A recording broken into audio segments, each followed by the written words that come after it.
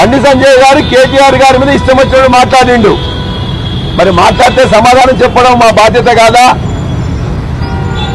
ఆయన మాట్లాడిన ఆ భాషనే మాట్లాడదలుచుకోలే. బండి సంజయ్ ఏదైతే మాట్లాడిండో వాటన్నిటిని ఆయన విత్డ్రా చేసుకుంటే మేము కూడా విత్డ్రా చేసుకుంటాం.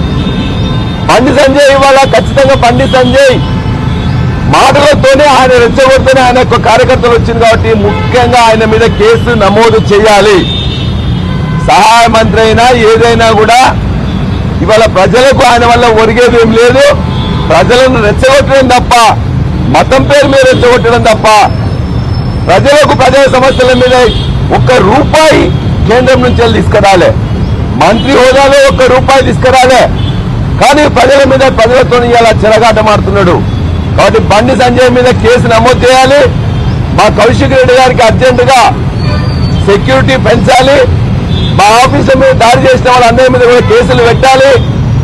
మా యొక్క కార్యకర్తలు లేకపోతే సోషల్ మీడియా కార్యకర్తలైన క్రిషాంక్ గాని అనవసరంగా కేసులు పెడుతూ బెయిల్ వచ్చిన తర్వాత కూడా ఇలా బీహార్ రాష్ట్రంలో చేసినట్టు నెంబర్ లేని వెహికల్ మళ్ళీ తీసుకొని పోవడం అంటే మనం ఎక్కడున్నాం? ప్రైవేట్ వెహికల్, ఒక ప్రైవేట్ వెహికల్ లో తీసుకుపోయి మళ్ళా ఇలా జైల్లో పెట్టే ప్రయత్నం చేసిందంటే నిజంగా ఇక్కడ పోలీసు, కాంగ్రెస్ పార్టీ ప్రభుత్వం, బీజేపీ అందరు కుమ్మక్కే చేస్తున్నారు.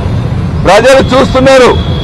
ఖచ్చితంగా ఇదే బండి సంజయ్ 3 సార్లు ఎమ్మెల్యేగా పోటీ చేస్తే కూడా చిత్తుగా ఓడించారు కరీంనగర్ ప్రజలు. ఎంపీగా మోడీ గారి ప్రభావంతో గెలిస్తే గెలవచ్చు. కానీ నీ యొక్క ప్రవర్తన చూస్తే ఇప్పటిదాకా కూడా నేను ఎమ్మెల్యేగా ఎన్నుకోలే.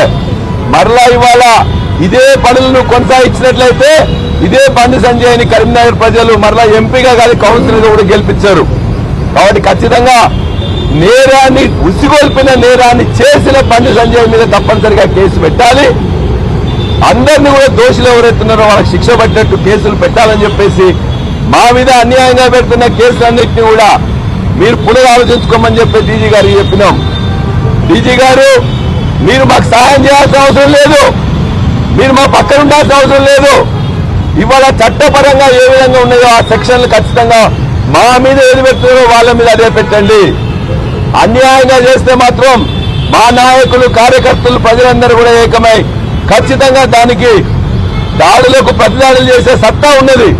కాకపోతే తెలంగాణ సాధించిన కేసీఆర్ గారి ఆదేశం మేరకు వారు అనుసరించిన గాంధీ మార్గంలో మేము ఖచ్చితంగా నడుస్తాం. ప్రజలకు మీ యొక్క చర్యలను ఎండగడతాం. ఇటువంటి మాత్రం పునరావృతమైతే ఖచ్చితంగా బీజేపీ నాయకులను హెచ్చరిస్తున్నాం, కాంగ్రెస్ ప్రభుత్వాన్ని హెచ్చరిస్తున్నాం, డీజీపీ గారిని కోరుతున్నాం. ఖచ్చితంగా వారి మీద చర్యలు తీసుకోండి. మా యొక్క నాయకులకు రక్షణ ఇవ్వమని చెప్పేసి మేము కోరుతున్నాం.